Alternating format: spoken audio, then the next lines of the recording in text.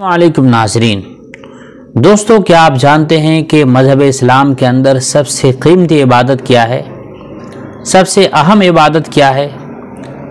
کون ایسی عبادت ہے جو کسی بھی حال میں معاف نہیں ہے؟ اور کون ایسی عبادت ہے جو سب سے ضروری ہے، کسی بھی حال میں معاف نہیں، اور مسلمان سب سے زیادہ اسی سے دور ہے، ہم سب سے زیادہ اسی سے دور ہیں؟ اور وہ ایسی عبادت ہے کہ قیامت میں سب سے پہلے اسی کی پوچھ ہوگی، اسی کے بارے میں سوال ہوگا۔ دوستو، وہ کوئی اور عبادت نہیں، وہ نماز ہے۔ تو آئیے ہم دیکھتے ہیں کہ نماز کے بارے میں کیا اللہ نے حکم دیا، اس کے مسائل کیا ہیں، اس کے قانون کیا ہیں، اس کے شرائط کیا ہیں، نماز کے مسائل کیا ہیں۔ یہ جاننا ضروری ہے، اس لیے کہ نماز اسی وقت ہم صحیح پڑھ پائیں گے جب اس کے مسائل سے واقف ہوں گے، اور کم از کم مسلمان رمضان المبارک میں تو نماز کا پابند ہو ہی جاتا ہے۔ ساری مساجد پانچوں وقت کی نمازیں بھری رہتی ہے نمازیوں سے، سارے کے سارے مسلمان نمازی ہو جاتے ہیں، کم از کم رمضان المبارک میں تو 5 وقتہ نماز کے پابند ہو جاتے ہیں۔ اور نماز، یہ رمضان بہت قریب ہے، اس لیے میں چاہتا ہوں کہ اپنے اس چینل سے نماز کے مسائل اور نماز کے جو ضروری مسائل ہے، جس کا جاننا ہر مسلمان اور نمازی کے لیے ضروری ہے، بہت ہی آسان اور سرل زبان میں، آسان زبان میں آپ کو سمجھا دوں، تاکہ آپ سب کی نماز بہتر ہو، بالکل مکمل ہو، اور تاکہ اس کے ثواب بھی مکمل ملے۔ دوستو، قرآن مجید میں اللہ تعالیٰ نے ارشاد فرمایا، اقیموا الصلاۃ ولا تکونوا من المشرکین، قائم رکھو نماز، قائم کرو نماز، اور مت ہو جاؤ شرک کرنے والوں میں سے۔ نماز ایک پسندیدہ عبادت ہے جس سے کسی نبی کی شریعت خالی نہیں۔ حضرت آدم علیہ السلام سے اس وقت تک تمام رسولوں کی امت پر نماز فرض تھی۔ ہاں، اس کی کیفیت اور وقت کے تعینات میں، وقت کے متعین ہونے میں کچھ رد و بدل ہوتا رہا ہے۔ ہمارے نبی کریم صلی اللہ علیہ وسلم کی امت پر ابتدا میں 2 وقت کی نماز فرض تھی، شروع میں صرف 2 وقت کی نماز فرض تھی، ایک آفتاب نکلنے سے پہلے اور ایک آفتاب نکلنے سے پہلے اور ایک آفتاب ڈوبنے سے پہلے۔ آفتاب من سورج، یعنی کہ ایک سورج نکلنے سے پہلے اور ایک سورج ڈوبنے سے پہلے۔ ہجرت سے 1.5 سال پہلے نبی کریم صلی اللہ علیہ وسلم کو معراج سے نوازا گیا، تو نماز ان 5 وقتوں میں فرض کی گئی، فجر، ظہر، عصر، مغرب، عشاء، یہ 5 وقتیں فرض کی گئی۔ ان 5 وقتوں کی نماز صرف اسی امت پر، یعنی کہ امت محمدیہ پر، اسی امت کے ساتھ خاص ہے۔ پہلی امتوں پر کسی پر صرف فرض کی نماز فرض تھی، صرف فجر کی نماز فرض تھی، کسی پر عصر کی نماز فرض تھی، کسی پر اور کوئی نماز فرض تھی۔ نماز اسلام کا رکن اعظم، سب سے بڑا رکن ہے، بلکہ اگر یوں کہا جائے کہ اسلام کا دار و مدار اسی پر ہے، تب بھی بالکل مبالغہ نہیں۔ ہر مسلمان عاقل بالغ پر ہر روز 5 وقت کی نماز فرض عین ہے، امیر ہو یا فقیر، تندرست ہو یا مریض، مسافر ہو یا مقیم، یہاں تک کہ دشمن کے مقابلے میں جب لڑائی کی آگ بھڑک رہی ہو، اس وقت بھی اس کا چھوڑنا جائز نہیں ہے۔ عورت کو جب وہ درد ذہ میں مبتلا ہو، یعنی بچہ جننے والی ہو، جو ایک سخت مصیبت کا وقت ہوتا ہے، دقت کا وقت ہوتا ہے، تکلیف کا وقت ہوتا ہے، نماز چھوڑنا جائز نہیں ہے اس وقت بھی۔ جو شخص نماز کی فرضیت کا انکار کرے وہ یقیناً کافر ہے۔ نماز کی تاکید اور فضائل سے قرآن مجید اور احادیث کے مبارک صفحات لبریز ہیں، بھرے پڑے ہیں، کسی اور عبادت کی اس قدر سخت تاکید شریعت میں نہیں ہوئی۔ نبی کریم صلی اللہ علیہ وسلم کے جلیل القدر صحابہ نماز چھوڑنے والے کو کافر مانتے تھے۔ امیر المومنین حضرت فاروق اعظم رضی اللہ تعالیٰ عنہ جیسے جلیل القدر فقیہ صحابی کا بھی یہی قول ہے، اور امام احمد رحمۃ اللہ علیہ کا بھی یہی مسلک ہے۔ امام شافعی رحمۃ اللہ علیہ بھی اس کے قتل کا فتویٰ دیتے ہیں۔ ہمارے امام اعظم یعنی امام ابو حنیفہ رحمۃ اللہ علیہ اگرچہ اس کے کفر کے قائل، یعنی کفر کا فتویٰ نہیں دیتے تھے، مگر ان کے نزدیک بھی نماز چھوڑنے والے کے سخت ترین تعزیر ہیں، یعنی دھمکی ہیں۔ تمام وہ احادیث جن سے نماز کی تاکید اور فضیلت نکلتی ہے، اگر ایک جگہ جمع کی جائیں تو قطعی طور پر یقینی طور پر اس سے یہ نتیجہ نکلتا ہے کہ نماز کا ترک کرنے والا، چھوڑنے والا خدا اور رسول کے نزدیک گناہگار اور سرکش اور نافرمان ہے، اور نماز کا ترک کرنا تمام گناہوں میں ایک بڑے درجہ کا گناہ ہے۔ 5 وقت کی نماز فرض ہے، ہم سب جانتے ہیں۔ اس کا ثبوت کیا ہے؟ تو اللہ جل شانہ کا فرمان ہے ان الصلاۃ کانت علی المؤمنین کتابا موقوتا، یعنی بلا شبہ نماز ایمانداروں پر فرض ہے، یعنی ایمان والوں پر فرض ہے جن کے اوقات مقرر ہیں۔ اس آیت میں کتابن کا لفظ آیا ہے جس کے معنی ہے مکتوب، یعنی مفروض کے، یعنی کہ فرض کیا ہوا، یعنی وہ امر جس کو فرض قرار دیا گیا۔ اور لفظ موقوت کے معنی یہ ہے کہ ان میں سے ہر ایک کے لیے اوقات کی حد مقرر ہے، یعنی کس نماز کو کتنے سے کتنے بجے تک پڑھنا ہے۔ اس آیت شریفہ میں بتا دیا گیا ہے کہ نماز مسلمانوں پر فرض کی گئی ہے اور ان کے اوقات کا علم رسول اللہ صلی اللہ علیہ وسلم کو ہے، اور اللہ تعالیٰ نے انہیں حکم دیا ہے کہ اس باب میں اللہ تعالیٰ کی طرف سے جو کچھ ان پر نازل ہوا ہے وہ لوگوں کو بتا دیں۔ ممکن ہے کہ بعض لوگ کہیں کہ قرآن کریم سے تو صرف نماز کی فرضیت ثابت ہے اور اس کی تعداد کے 5 ہونے اور خاص طریقہ سے ادا کیے جانے کے بارے میں قرآن کریم میں کوئی رہنمائی نہیں ملتی ہے۔ اس کا جواب یہ ہے کہ قرآن کریم میں نبی کریم صلی اللہ علیہ وسلم کو یہ حکم ہے کہ جو کچھ بھی ان پر اللہ تعالیٰ کی طرف سے نازل ہوا ہے وہ سب لوگوں کو بتا دیں۔ ساتھ ہی لوگوں کو یہ حکم ہے کہ رسول اللہ صلی اللہ علیہ وسلم جس طرح فرمائیں اس کی پیروی کرو۔ اللہ تعالیٰ فرماتا ہے وَمَا آتَاكُمُ الرَّسُولُ فَخُذُوهُ وَمَا نَهَاكُمْ عَنْهُ فَانْتَهُوا، جو کچھ رسول اللہ صلی اللہ علیہ وسلم کا ارشاد ہے اس پر عمل کرو اور جس سے منع کیا گیا ہے اس سے باز آ جاؤ، یعنی رک جاؤ۔ لہذا رسول اللہ صلی اللہ علیہ وسلم نے جو کچھ بھی اللہ تعالیٰ کی طرف سے فرمایا وہ گویا قرآن ہی سے ثابت ہے۔ بکثرت بہت سارے احادیث مبارکہ میں ایسی باتیں آئی ہیں جن سے ثابت ہوتا ہے کہ نمازوں کی تعداد 5 ہیں۔ یہ حدیثیں تواتر کے درجے کو پہنچتی ہیں جن سے ثابت ہے کہ نمازیں 5 ہیں۔ نمازیں سب سے پہلے کس نے پڑھی؟ آئینی شرح ہدایہ میں ہے کہ فجر کی نماز سب سے پہلے حضرت آدم علیہ السلام نے اس وقت پڑھی جب آپ جنت سے باہر نکل کر آئے اور رات کی تاریکی کے بعد صبح ہوئی، اور ظہر کی نماز سب سے پہلے زوال آفتاب کے بعد حضرت ابراہیم علیہ السلام نے پڑھی، اور یہ اس وقت پڑھی تھی جب کہ آپ کو اپنے لخت جگر حضرت اسماعیل علیہ السلام اپنے بیٹے حضرت اسماعیل علیہ السلام کے ذبح کرنے کا حکم ملا تھا، اور عصر کی نماز سب سے پہلے حضرت یونس علیہ السلام نے پڑھی جس وقت آپ مچھلی کے پیٹ سے صحیح و سالم نکلے اور دوبارہ زندگی پائی، اور مغرب کی نماز بطور شکرانہ حضرت عیسیٰ علیہ السلام نے سب سے پہلے ادا کی، اور عشاء کی نماز حضرت موسیٰ علیہ السلام نے اس وقت ادا کی جب آپ مدین سے نکلے تھے، اور اب ہم سب مسلمانوں پر یہ 5 نمازیں فرض ہیں۔ نماز کی فضیلت، نبی کریم صلی اللہ علیہ وسلم نے فرمایا کہ اسلام کی بنیاد 5 چیزوں پر ہے۔ نمبر 1 توحید اور رسالت کا اقرار کرنا، نمبر 2 نماز پڑھنا، نمبر 3 زکوٰۃ دینا، نمبر 4 رمضان المبارک کے روزے رکھنا، بشرط قدرت حج کرنا، یعنی کہ حج کی صلاحیتوں، یعنی حج کے راستے کے سفر خرچ برداشت کرنے کی صلاحیتوں، تو حج بھی فرض ہے۔ نبی کریم صلی اللہ علیہ وسلم نے فرمایا کہ ایمان اور کفر کے درمیان میں نماز حد فاصل ہے، یعنی جو نماز پڑھے گا وہ ایمان والا سمجھا جائے گا، جو نماز نہیں پڑھے گا وہ کافر سمجھا جائے گا۔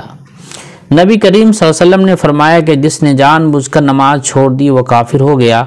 حضرت ابو ذر رضی اللہ تعالیٰ عنہ فرماتے ہیں کہ ایک دن نبی کریم صلی اللہ علیہ وسلم جاڑوں کے زمانے میں جبکہ پتجھڑ ہو رہا تھا باہر تشریف لائے اور ایک درخت کی 2 شاخیں پکڑ کر ہلائیں، اس سے بکثرت پتے گرنے لگے۔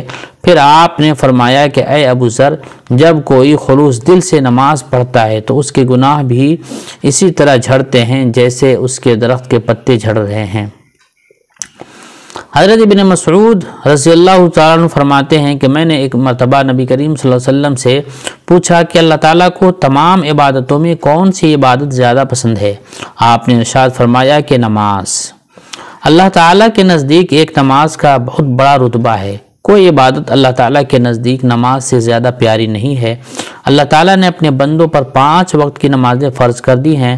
ان کے پڑھنے کا بڑا ثواب ہے اور ان کے چھوڑ دینے سے بڑا گناہ ہوتا ہے۔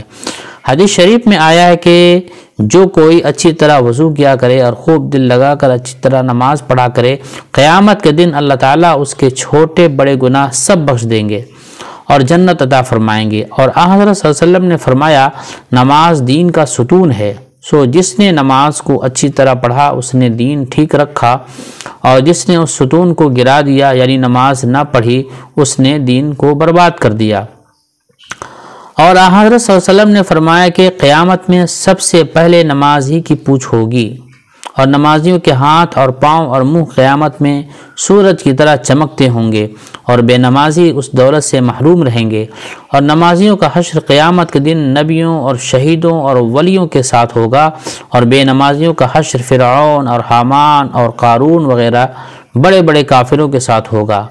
اس سے بڑھ کر کیا ہوگا کہ بے نمازی کا حشر فرعون کے ساتھ کیا گیا۔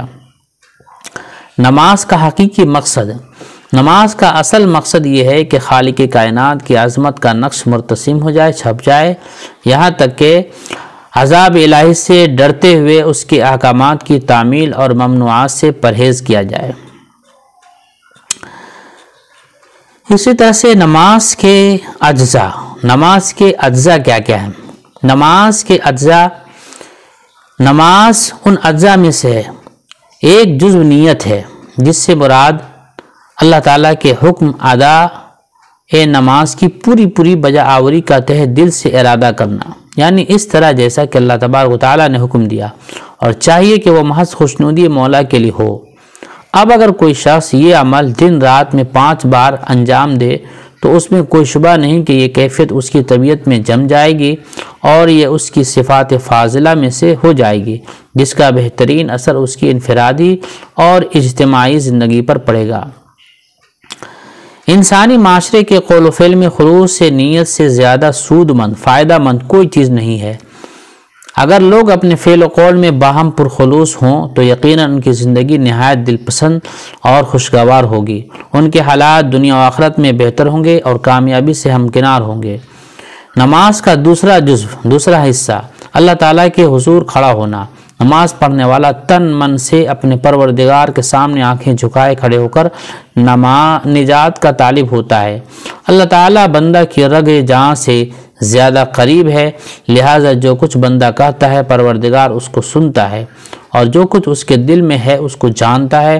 اس میں کوئی شبہ نہیں کہ اگر کوئی شخص اس عمل کو رات دن میں متعدد بار کرتا رہے تو یقیناً اس کے دل میں اپنے پروردگار کی جگہ ہوگی، اور اللہ تعالیٰ کے حکم کی فرما برداری کرے گا، اور جن امور سے اللہ تعالیٰ نے منع فرمایا ہے ان سے باز رہے گا، رک جائے گا۔ نتیجہ یہ ہوگا کہ اس شخص سے انسانیت کے خلاف کوئی امر سرزد نہ ہوگا، کسی کی جان پر تعدی اور کسی کے مال پر ظلم نہ کرے گا، اور کسی کے دین اور آبرو کو اس سے ایذا نہ پہنچے گی۔ تیسرا حصہ قرات یعنی نماز میں قرآن کا پڑھنا ہے۔ ائمہ کے نزدیک اس کے متعلق احکام کی تفصیل آگے آئے گی۔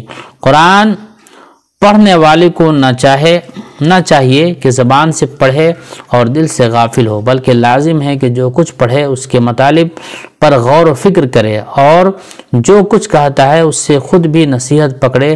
پس جب زبان پر اللہ تعالیٰ پروردگار عالم کا ذکر جاری ہو تو اس کی عظمت اور قدرت کی ہیبت اس کے قلب پر طاری ہونا چاہیے، جیسا کہ اللہ تعالیٰ فرماتا ہے انما المؤمنون الذين اذا ذكر الله وجلت قلوبهم واذا تليت عليهم آیاته زادتهم ایمانا، یعنی ایمان والوں کی نشانی یہ ہے کہ جب اللہ کا ذکر کیا جائے تو ان کے دلوں پر اس کی حیت طاری ہو، اور جب آیات قرآنی ان کے سامنے پڑھی جائیں تو ان کے ایمان میں اور پختگی پیدا ہو۔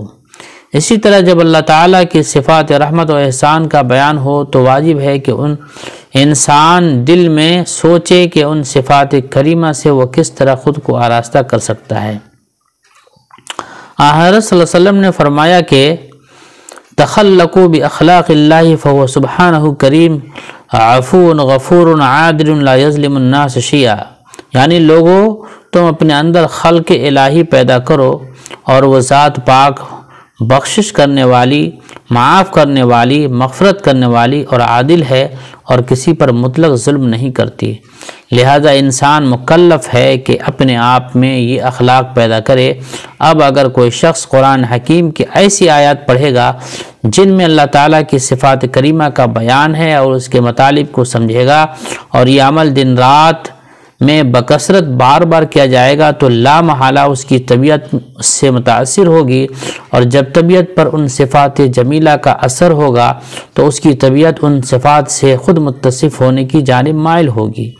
غرض تہذیب نفس و اخلاق کے لیے یہ عمل سب سے زیادہ کارگر ہے۔ چوتھا جز رکوع اور سجدہ ہے، یعنی اللہ کے آگے جھکنا اور سجدہ کرنا ہے۔ یہ اعمال اس مالک الملک خالق ارض و سما کی تعظیم کا نشان ہیں، لیکن نماز پڑھنے والا جو اپنے رب کے حضور میں نماز میں جھکتا ہے اس کے لیے صرف یہ کافی نہیں کہ خاص کیفیت کے ساتھ اپنے پیٹھ کو دوہری کر لے، بلکہ ضروری ہے کہ اس کا دل اس امر سے آگاہ ہو کہ وہ ایک ادنا بندہ ہے، اپنے خدائے بزرگ و برتر کے آگے جھکتا ہے جس کی قدرتوں کا کچھ شمار نہیں اور اس کی عظمتوں کی کوئی انتہا نہیں۔ نمازی کے دل میں جب یہ تصور دن رات کے اندر متعدد بار پیدا ہوگا تو اس کا قلب ہمیشہ اپنے پروردگار کے عذاب سے خائف ہوگا، ڈرتا رہے گا اور کوئی ایسا کام جو رضا الہی کے خلاف ہو اس سے سرزد نہ ہوگا۔ اسی طرح نمازی جو اپنے خالق کے آگے سر بسجود ہو کر اپنی پیشانی کو زمین پر رکھتا ہے تو گویا اپنے پروردگار کی بندگی کا اظہار کرتا ہے، لہذا اس کا دل بندگی کے بے چارگی اور خالق و پروردگار کی عظمت سے آگاہ ہوتا ہے۔ اس سے لازم ہے کہ اس کے دل میں خوف و خشیت الہی پیدا ہو اور اس کے نفس کی تہذیب ہو اور گناہوں اور ناپسندیدہ باتوں سے باز رہے۔ ان امور کے علاوہ نماز میں اور بھی عظیم الشان اجتماعی مفید باتیں ہیں، من جملہ ان کے ایک جماعت ہے۔ اسلام میں نماز با جماعت کا حکم ہے، نبی کریم صلی اللہ علیہ وسلم نے ترغیب فرمائی ہے، یعنی جماعت کے ساتھ نماز پڑھنے میں الگ الگ نماز پڑھنے سے 70 درجے زیادہ فضیلت ہے۔ سیدھی اور پیوستہ صفوں میں اکٹھا ہو کر نماز پڑھنے سے اس امر کا اظہار ہے کہ ان کے جدا جدا قلوب باہم ایک دوسرے کے قریب ہیں اور کینہ و حسد سے دور ہیں، اتحاد و اتفاق کے لیے جس کا حکم اللہ تعالیٰ نے اپنی کتاب عزیز میں دیا ہے یہ عمل سب سے زیادہ کارگر ہے۔ اللہ تعالیٰ کا ارشاد ہے وَاعْتَصِمُوا بِحَبْلِ اللَّهِ جَمِيعًا وَلَا تَفَرَّقُوا، یعنی لوگوں اللہ کی رسی کو مضبوطی سے پکڑ لو اور باہم پھوٹ نہ ڈالو۔ نیز نماز با جماعت اس اخوت کی یاد دلاتی ہے جس کے متعلق اللہ نے فرمایا ہے انما المؤمنون اخوہ، یعنی تمام مسلمان بھائی بھائی ہیں۔ پس وہ مسلمان جو پروردگار واحد کی عبادت کے لیے جمع ہوتے ہیں انہیں یہ بات فراموش نہیں کرنی چاہیے کہ وہ باہم بھائی بھائی ہیں، لہذا لازم ہے کہ جو بڑے ہیں وہ چھوٹوں پر رحم کریں اور جو چھوٹے ہیں وہ اپنے بڑوں کی توقیر کریں، عزت کریں، جو امیر ہیں وہ غریبوں کی حاجت روائی اور جو قوی ہیں وہ کمزوروں کی مدد کریں اور صحت مند اشخاص مریضوں کی تیمارداری کریں تاکہ رسول اللہ صلی اللہ علیہ وسلم کے اس ارشاد پر عمل ہو المسلم اخو المسلم لا یظلمہ، یعنی ایک مسلمان دوسرے مسلمان کا بھائی ہے، پس چاہیے کہ نہ اس پر ظلم کرے نہ اسے نقصان پہنچائے۔ جو شخص ضرورت پڑنے پر اپنے بھائی کے کام آئے گا اللہ تعالیٰ اس کی ضرورت پر اس کے کام آئے گا۔ جس نے کسی مسلمان کی کوئی مشکل حل کر دی اللہ تعالیٰ قیامت کے مشکلات میں سے اس کی مشکل کو حل کر دے گا۔ جس نے کسی مسلمان کی پردہ پوشی کی اللہ تعالیٰ قیامت کے دن اس کی پردہ پوشی فرمائے گا۔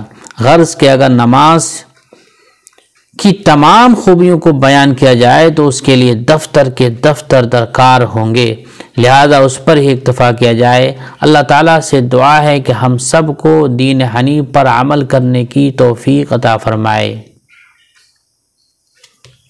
والسلام علیکم ورحمۃ اللہ وبرکاتہ۔ دوستو اگلی ویڈیو میں نماز کے جو شرائط ہیں اس کو میں پیش کروں گا اور ہر شرط کی جو تفصیل ہے اس کے ساتھ میں پیش کروں گا، اور جو شارٹ میں بھی پیش کروں گا اور تفصیل میں بھی پیش کروں گا، تاکہ جو شارٹ میں سمجھ سکتے ہیں وہ شارٹ میں سمجھ لیں، جو تفصیل سے سمجھ سکتے ہیں وہ تفصیل سے سمجھ لیں۔ دونوں الگ الگ لوگوں کے اعتبار سے دونوں بہتر ہوگا۔ آپ سے گزارش ہے کہ اگلے ویڈیو کے لیے میرے ویڈیو کو لائک، چینل کو سبسکرائب کر لیں اور بیل آئیکن میں جا کر کے آل کے بٹن پر ضرور کلک کر لیں۔ السلام علیکم ورحمۃ اللہ وبرکاتہ۔